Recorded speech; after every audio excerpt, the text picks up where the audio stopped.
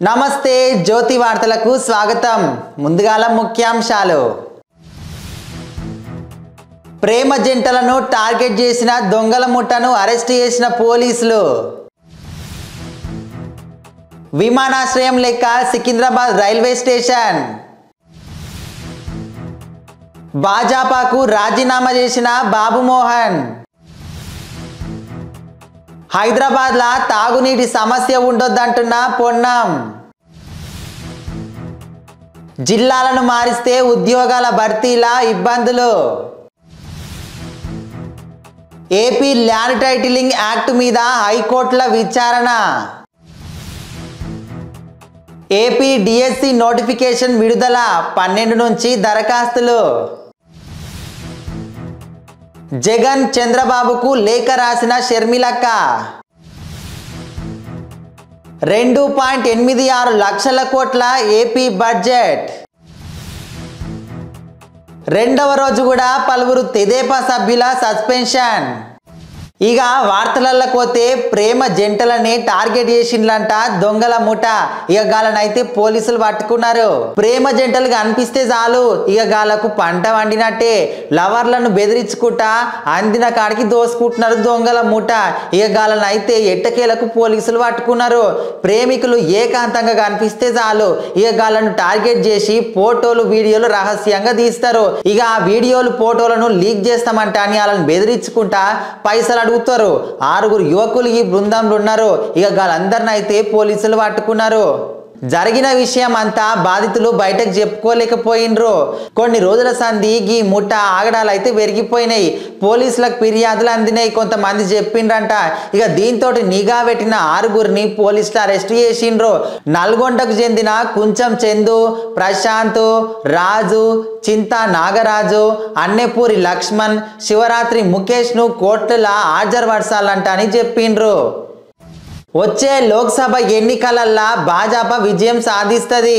మళ్ళీ నరేంద్ర మోదీనే ప్రధానమంత్రి అవుతాడు అంట అని కేంద్ర మంత్రి భాజపా రాష్ట్ర అధ్యక్షుడు కిషన్ రెడ్డి ధీమా వ్యక్తం చేస్తుండు. ప్రధాని హోదాలో మోదీ నగరానికి వచ్చి అత్యాధునిక సదుపాయాలతోటి సిద్ధమవుతున్న సికింద్రాబాద్ రైల్వే స్టేషన్ను ప్రారంభిస్తారన్నారు. ఆయన ఏ నిర్ణయం తీసుకున్నా కానీ ఖచ్చితంగా అమలు చేస్తాడు. సికింద్రాబాద్ రైల్వే స్టేషన్ అయితే విమానాశ్రయం లెక్క తీర్చిదిద్దుతామంట అని సికింద్రాబాద్ రైల్వే స్టేషన్ అయితే విమానాశ్రయం లెక్క తీర్చిదిద్దుతామంట అని కిషన్ రెడ్డి అన్న చెప్తుండు. భాజపా పార్టీకి మాజీ మంత్రి బాబు మోహన్ రాజీనామా చేసిండు. గత కొంతకాలంగా పార్టీలో జరుగుతున్న పరిణామాల పట్ల అసంతృప్తిగా ఉన్న ఆయన తాజాగా గుడ్ బై చెప్పిండు. హైదరాబాద్లో నిర్వహించిన మీడియా సమావేశంలో ఈ మేరకు ప్రకటించిండు. పార్టీలో కొన్ని గ్రూపులతోటి ఆయన మీద విమర్శలు వస్తున్నాయంట. ఇక వాటి మీద ఆవేదన వ్యక్తం చేస్తుండు. రానున్న లోక్సభ ఎన్నికల్లో వరంగల్ ఎంపీ టికెట్ను ఆశించిండంట. కానీ అది ఆయనకు వచ్చే పరిస్థితి కనిపిస్తలేదు. ఇక జీవితంలో ఖచ్చితంగా ఒక్కసారైనా అక్కడి నుంచి ఎంపీగా పోటీ చేసి గెలుస్తానని ధీమా వ్యక్తం చేస్తుండో. ఇక వేరే పార్టీలో చేరరా అని మీడియా ప్రతినిధులు అయితే ప్రశ్నిస్తున్నారు. హైదరాబాద్ మహానగరంలో ప్రజలకు తాగునీటి సమస్య రాకుండా చూసుకోవాలంట అని జలమండలి అధికారులను జిల్లా ఇన్ఛార్జి మంత్రి పొన్నం ప్రభాకర్ ఆదేశించిండు. ఎండాకాలంను దృష్టిలో పెట్టుకొని నీటి సమస్య ఏ ప్రాంతంలో ఉన్నదో ముందుగానే ఆ ప్రాంతాలను గుర్తించి నీళ్లను సరఫరా చేయాలంట అని చెప్పిండు. జిహెచ్ఎంసి ప్రధాన కార్యాలయంలో commissioner Ronald Ross, collector Anudeep, mayor Gadwal Vijayalakshmi, deputy mayor Srilatha, zonal కమిషనర్లు అధికారులతోటి కలిసి హైదరాబాద్ నగర అభివృద్ధి సమస్యల మీద ఆయన తొలిసారిగా మీటింగ్ పెట్టిండు. పునర్విభజన పేరుతోటి జిల్లాలను మారిస్తే ఉద్యోగాల భర్తీలా ఇబ్బందులు తలెత్తుతాయంట అని బారాస మాజీ ఎంపీ బోయినపల్లి వినోద్ కుమార్ అంటున్నాడు. ఎన్నో చర్చలు జరిపి జిల్లాల ఏర్పాట్లు చేసినాము, పేర్ల మార్పుతోటి ఎటువంటి ప్రయోజనం ఉండదన్నారు. ఇక 1,90,000 ఖాళీలను నెల రోజులలో గుర్తించాలి. ఈ ఏడాది చివరిలోగా 2 లక్షల ఉద్యోగాలు భర్తీ చేయాలంట అని డిమాండ్ చేసిండు. బారాస హయాంలా 1,60,000 ఉద్యోగాలను భర్తీ చేసినట్లు తెలిపిండు. ప్రొఫెసర్ కోదండరాంకు బాధ్యతలు పెరిగినాయి, నిరుద్యోగులకు న్యాయం చేయాలంట అని కోరిండు. ఆంధ్రప్రదేశ్ రాష్ట్ర ప్రభుత్వం తీసుకొచ్చిన ఏపీ ల్యాండ్ టైటిలింగ్ యాక్ట్ను రద్దు చేయాలంటని కోరుకుంటా దాఖలైన పిటిషన్ మీద ఈరోజు హైకోర్టులో విచారణ అయ్యింది. 4 వారాల గడువు ఇచ్చిన ప్రభుత్వము కౌంటర్ దాఖలు చేయలేదంటని పిటిషనర్ తరపు న్యాయవాది వై బాలాజీ కోర్టుకు చెప్పిండు. కౌంటర్ దాఖలుకు మరికొంత సమయం కావాలంటని ప్రభుత్వ న్యాయవాది కోరిండు. ధర్మాసనం 2 వారాల సమయం ఇచ్చింది. ఈలోగా అమలు చేసే అవకాశం ఉందని పిటిషనర్ తరపు న్యాయవాది కోర్టు దృష్టికి తీసుకురావాలి. అమలు చేస్తే అత్యవసర పిటిషన్ దాఖలు చేసేందుకు పిటిషనర్కు అవకాశం ఇస్తామంటని న్యాయస్థానం తెలిపింది. ఆంధ్రప్రదేశ్లో ఎన్నో రోజుల సంధి నిరుద్యోగులు వేచి చూస్తున్న డిఎస్సి నోటిఫికేషన్ అయితే విడుదల చేసిండ్రు. ఎన్నికలు వస్తున్న ఈ సమయంలో మొత్తము 6,100 పోస్టులకు విద్యాశాఖ మంత్రి బొత్స సత్యనారాయణ ఈరోజు నోటిఫికేషన్ విడుదల చేసిండు. ఇక ఈటిలా ఎస్జిటి పోస్టులు 2,280 ఉన్నాయి. School assistant 2,299, TGT 1,264, PGT 215, principal 42 ఉద్యోగాల చొప్పున భర్తీ చేయనున్నారు. ఆంధ్రప్రదేశ్ సీఎం జగన్ తెదేపా అధినేత చంద్రబాబుకు రాష్ట్ర కాంగ్రెస్ పార్టీ అధ్యక్షురాలు వైఎస్ షర్మిలక్క లేఖ రాసింది. అసెంబ్లీ సమావేశాలు జరుగుతున్న నేపథ్యంలో ప్రత్యేక హోదా సహా విభజన హామీల మీద సభలో చర్చించాలంటాను కోరిండ్రు. ఇక హామీల అమలుకు ప్రజల హక్కుల తీర్మానాన్ని ప్రవేశపెట్టి ఆమోదించాలంట అని చెప్తుంది. అసెంబ్లీలో చేసిన తీర్మానాన్ని కేంద్ర ప్రభుత్వము రాష్ట్రపతికి పంపాలంటని షర్మిల కోరింది. ఆంధ్రప్రదేశ్లో 2024-25 ఆర్థిక సంవత్సరానికి 2,86,389 కోట్ల అంచనాలతోని ఓట్ ఆన్ అకౌంట్ బడ్జెట్ను మంత్రి బుగ్గన రాజేంద్రనాథ్ రెడ్డి అసెంబ్లీలో ప్రవేశపెట్టిండు. 2,30,110 కోట్ల రెవెన్యూ వ్యయము, 30,530 కోట్ల మూలధన వ్యయంతో పద్దును ప్రతిపాదించిండ్రు. 24,758 కోట్ల రెవెన్యూ లోటు, 55,817 కోట్ల ద్రవ్య లోటును అంచనా వేసిండ్రు. ఇక రాష్ట్ర స్థూల ఉత్పత్తిలో 3.51% మేర ద్రవ్య లోటు, 1.56% రెవెన్యూ లోటు ఉంటుందంట అని పేర్కొన్నారు. ఏపీ అసెంబ్లీ నుంచి వరుసగా 2వ రోజు పలువురు తెదేపా సభ్యులను స్పీకర్ తమ్మినేని సీతారాం సస్పెండ్ చేసిండు.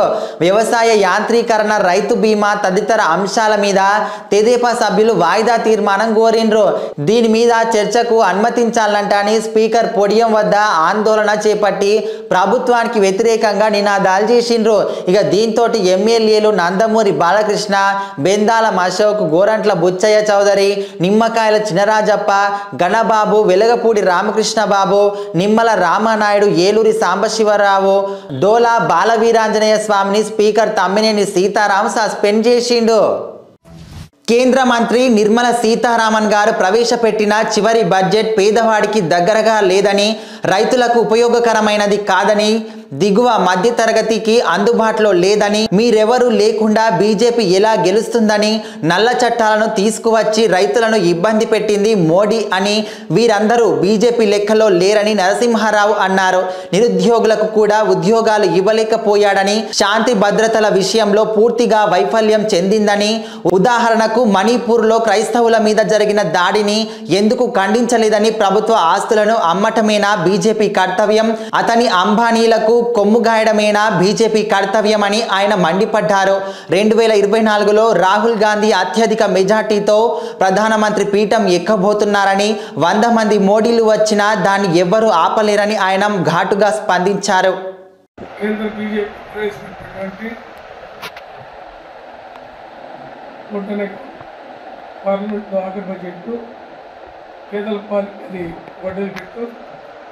ముఖ్యంగా ఈ దేశం వ్యవసాయ దేశం, రైతుల ఆదాయం రెట్టింపు చేస్తారన్న మోడీ గారు ఆదాయం రెట్టింపు చేయకపోగా వాళ్ళ బడ్జెట్ రైతులకి తీరిన నిరాశని మిగిల్చాడైన అన్నాడు. నల్ల చట్టాలు తీసుకొచ్చి ఈ దేశంలో 700 మంది రైతుల మరణానికి పరోక్ష కారణమైన సర్వేంద్రియాణం నయనం ప్రధానం. ప్రతి ఒక్కరికి కంటి చూపు జాగ్రత్తలపై అవగాహన లేక కంటి చూపు సమస్యలతో ఎంతో మంది నిరుపేద వృద్ధులు బాధపడుతున్నారు.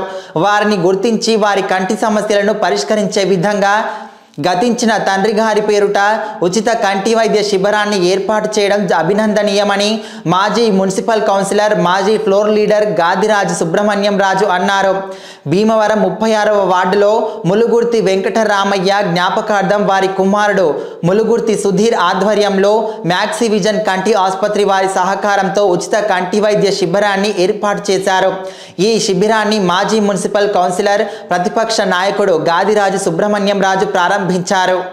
ఈ కార్యక్రమంలో విజ్ఞాన వేదిక ఉపాధ్యక్షులు ఇందుకూరి శివాజీ వర్మ, ములుగుర్తి నాగేశ్వరరావు తదితరులు పాల్గొన్నారు. ఇక్కడ మ్యాక్సివిజన్ సహకారంతో కంటి పరీక్షలో చేయటం జరుగుతుంది. మరి దానికి నన్ను ఆహ్వానించడం జరిగింది, నన్ను గోగిరారిని వర్మ గారిని.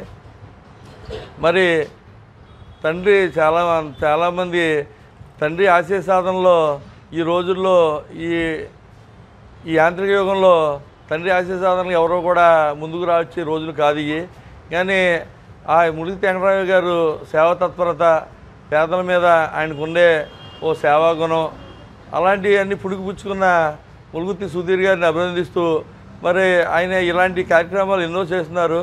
ఇలాంటి కార్యక్రమాలు వైఎస్ఆర్ కడప జిల్లా జమ్మలమడుగు ఎమ్మెల్యే సుధీర్ రెడ్డిపై టీడీపీ నేత మాజీ ఎమ్మెల్సీ దేవగుడి నారాయణరెడ్డి సంచలన ఆరోపణలు చేశారు. ఈరోజు స్థానిక తెలుగుదేశం పార్టీ కార్యాలయంలో ఏర్పాటు చేసిన మీడియా సమావేశంలో నారాయణరెడ్డి మాట్లాడుతూ ఓటర్లను, నాయకులను నిలబెట్టడానికి డబ్బు సంచులతో జమ్మలమడుగు వైసీపీ ఎమ్మెల్యే సుధీర్ రెడ్డి తిరుగుతున్నారని ఆరోపించారు. గత వారం రోజులుగా పులివెందులలో మొదలైన ఈ డబ్బు పంపకం ఇప్పుడిప్పుడే జమ్మలమడుగు పాకిందన్నారు. గత వారం నుండి దాదాపు 2.5 కోట్ల రూపాయలు జమ్మలమడుగు నియోజకవర్గంలో పంపిణీ చేశారన్నారు. గత 4.5 సంవత్సరాల నుండి నియోజకవర్గంలో ఏ ఒక్క అభివృద్ధి పనిని చేయలేదని, 2 సార్లు శంకుస్థాపనలు చేసి స్టీల్ ప్లాంట్ ఒక అడుగు కూడా ముందుకు పడలేదని అన్నారు. ఈ నియోజకవర్గంలో ఏమాత్రం అభివృద్ధి జరగకపోగా 2 సార్లు శంకుస్థాపన చేసిన స్టీల్ ప్లాంటు కానీ, రాజోలి బాధితులు కానీ, గండికోట ముంపు బాధితులకు కానీ, స్టీల్ ప్లాంటులో భూములు కోల్పోయిన రైతులకు కానీ న్యాయం జరగకపోగా ముఖ్యమంత్రి జగన్మోహన్ రెడ్డి రాష్ట్ర ప్రభుత్వం కౌలు రైతులకు తీవ్ర అన్యాయం చేస్తుంది. భూ యజమానులు లిఖితపూర్వకమైన కౌలు ఒప్పందం పత్రం రాసి ఇస్తేనే కౌలు రైతులకు గుర్తింపు కార్డులు జారీ చేయాలని నిబంధన పెట్టడంతో ఏ భూ యజమాని రాతపూర్వకమైన ఒప్పంద పత్రం రాసి ఇవ్వటం లేదు. దీనితో రాష్ట్ర ప్రభుత్వం అమలు చేస్తున్న ఏ వ్యవసాయ పథకం కూడా కౌలు రైతులకు గుర్తింపు చేయడం లేదు. భూ యజమాని ప్రమేయం లేకుండానే గ్రామ సభలు నిర్వహించి కౌలు రైతులకు కౌలు గుర్తింపు కార్డులు జారీ చేయాలి. 0 వడ్డీకే పంట రుణాలు, రైతు భరోసా పంటలను అమ్ముకునే వెసులుబాటు తదితర పథకాలను వర్తింపచేయాలని ఆంధ్రప్రదేశ్ కౌలు రైతుల సంఘం డిమాండ్ చేస్తుంది. తక్షణమే కౌలు రైతుల ప్రతి కుటుంబానికి 2 లక్షల వరకు అన్ని రకాల పంట రుణాలు మాఫీ చేయాలని, కౌలు రైతులు సాగు చేస్తున్న ప్రతి ఎకరానికి 15,000 రూపాయలు సాగు సాయం అందించాలని కోరారు. 24 లక్షల కోట్ల రూపాయల పంట రుణాలు ఇస్తామని దానికి సబ్సిడీ కేటాయిస్తామని సబ్సిడీ ఎక్కడ దాంట్లో ప్రస్తావన లేదు. అందుకని మహిళలు, రైతులు, యువకులు, పేదలకి ప్రాధాన్యత ఇస్తామని చెప్పి అందులో రైతులకి ఎక్కువ ప్రాధాన్యత ఇస్తామని చెప్పినటువంటి ప్రభుత్వం వైఎస్ఆర్ కడప జిల్లా ప్రొద్దుటూరు వైఎస్ఆర్ కాంగ్రెస్ పార్టీ అభ్యర్థిగా పార్టీ పెద్దలు తన పేరు ప్రకటించారని ప్రొద్దుటూరు ఎమ్మెల్యే రాచమల్లు శివప్రసాద్ రెడ్డి తెలిపారు. పార్టీ కౌన్సిలర్లు, నాయకులతో కలిసి మీడియాతో మాట్లాడారు. ఈ నెల 15వ తేదీ నుంచి ఎన్నికల ప్రచారం ప్రారంభిస్తామని చెప్పారు. తెలుగుదేశం పార్టీ నాయకులు వైఎస్ఆర్ కాంగ్రెస్ పార్టీకి చెందిన కొందరు కౌన్సిలర్లను డబ్బులతో మభ్యపెట్టే ప్రయత్నం చేశారని, అయితే ఎవరు కూడా తెలుగుదేశం పార్టీ వైపు వెళ్లే ప్రయత్నం చేయలేదన్నారు. వారందరికీ పార్టీ పట్ల, తన పట్ల ఉన్న విధేయత, ప్రేమనే కారణమని తెలిపారు. సమావేశాన్ని నిర్వహిస్తా ఉన్నాం. కారణం మరొక 2 మాసాలలో ఎన్నికలు పూర్తి కాబోతా ఉన్నాయి. శక్తి వంచన లేకుండా తెలుగుదేశం పార్టీ గెలుపుకు కృషి. వైఎస్ఆర్ కడప జిల్లా ప్రొద్దుటూరు నియోజకవర్గంలో తెలుగుదేశం పార్టీ గెలుపు కోసం సాయశక్తులా కృషి చేస్తానని ప్రొద్దుటూరు మాజీ ఎమ్మెల్యే నంద్యాల వరదరాజరెడ్డి కుమారుడు నంద్యాల కొండారెడ్డి తెలిపారు. ఈ రోజు స్థానిక నెహ్రూ రోడ్లో ఉన్న వారి కార్యాలయంలో ఏర్పాటు చేసిన విలేకరుల సమావేశంలో ఆయన మాట్లాడుతూ నియోజకవర్గంలో ఎప్పుడూ తన తండ్రి వరదరాజరెడ్డి అధికారం కోసం పాకులాడలేదని స్పష్టం చేశారు. మాజీ ఎమ్మెల్యే లింగారెడ్డి చేసిన ఆరోపణలు నిరాధారమైనవని కొట్టిపారేశారు. బ్రేకింగ్ న్యూస్ పేరుతో తనకు తెలుగుదేశం పార్టీ టికెట్ ఇచ్చారని వైరల్ కావడంలో తన ప్రమేయం నయా పైసా కూడా లేదన్నారు. పూర్తి వివరాలు తెలుసుకోకుండా లింగారెడ్డి ప్రెస్ మీట్ లో అవాకులు చెవాకులు పెరగడం సరికాదన్నారు. పార్టీ ప్రయోజనాల కోసం తాము అంకితమై ఉన్నామని చెప్పారు.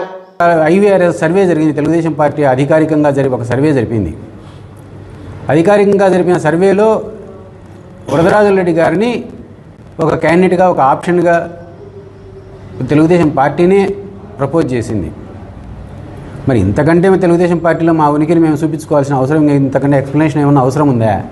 సజ్జల రామకృష్ణారెడ్డి కేవలం 2019లో మాకు టికెట్ రాకుండా లింగారెడ్డి గారు. ఇలాంటి వార్తలు అయిపోయినాయి. మళ్ళొచ్చే వార్తలల్లో మళ్ళా కలుద్దాం. శనార్థి.